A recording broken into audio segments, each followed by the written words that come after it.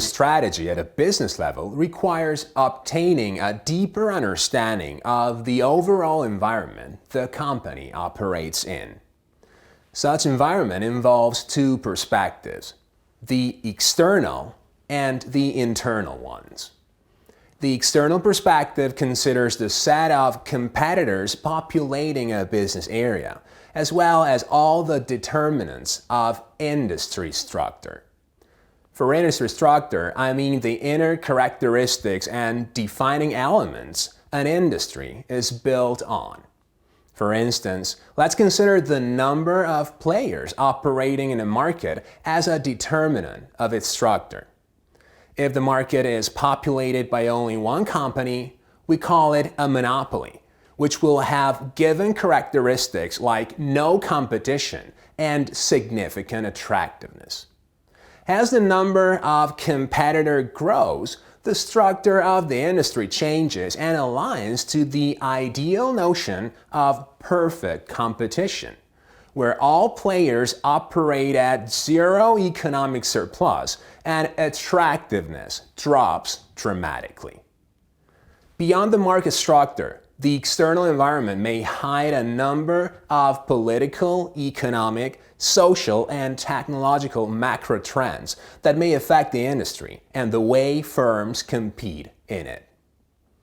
Both the industry structure and the environmental macro trends identified may impact the companies operating in the industry investigated, with impacts that are either positive or negative.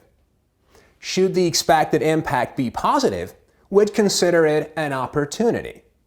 Should it be negative, we would label it a threat.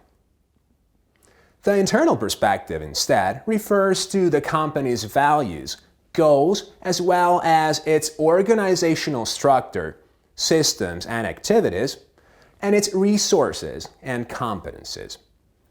All of these elements may constitute a company's key strengths and weaknesses, that is, the possible sources of competitive advantage or disadvantage it may have.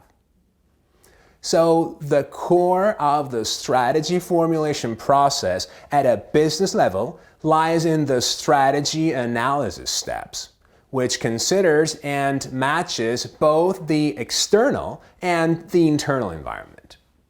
At an external level, we have to identify opportunities and threats, as well as assessing market attractiveness, that is, whether the market is averagely profitable or not. At an internal level, by means of a comparison with the competitors that is called benchmarking, we have to disclose our company's strengths and weaknesses, which may represent the sources of competitive advantage or disadvantage. To understand why the external and internal environments play such a paramount role for strategy, let's go back to its original issue. Strategy is inherently related to the notion of performance, since a different strategy may lead companies operating in the same industry to success or failure.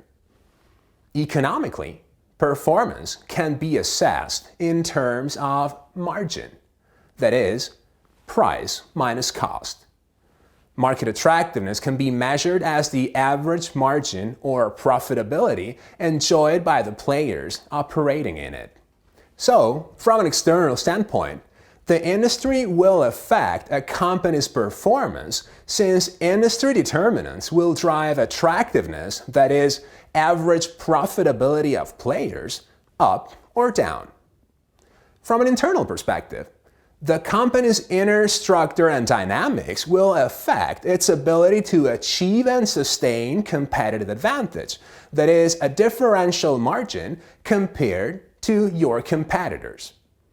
Analyzing the external and internal environments hence allows strategists to uncover the sources of profitability and performance. The strategy analysis step that encompasses both external strategy analysis and internal strategy analysis hence goes under the name of Swot Analysis. This is the acronym for strengths, weaknesses, opportunities, and threats.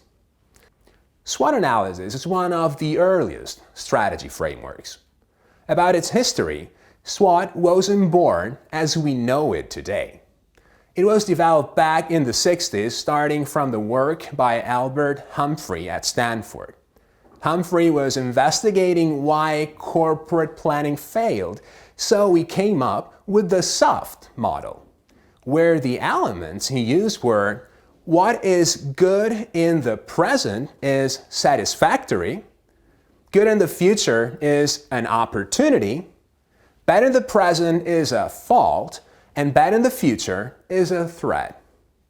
This model was later modified by Jürgen Orr during a seminar held in Zurich in 1964, as they replaced satisfactory with strength and fault with weakness, giving rise to the SWOT framework we currently use. SWOT's goal is to give strategic directions for structuring strategic analysis. The underlying theory is that assessment of a company's competitive position should combine both an external and an internal analysis. SWOT is widely used by executives and managers as an analytical tool to support strategy formulation, because it's considered a simple, compact, and unified tool which provides a good strategic summary and is also efficient for expository and communication purposes. Indeed, by means of a SWOT, strategic decision makers may formulate a set of different strategic alternatives or strategic decisions that will be built in their business strategy.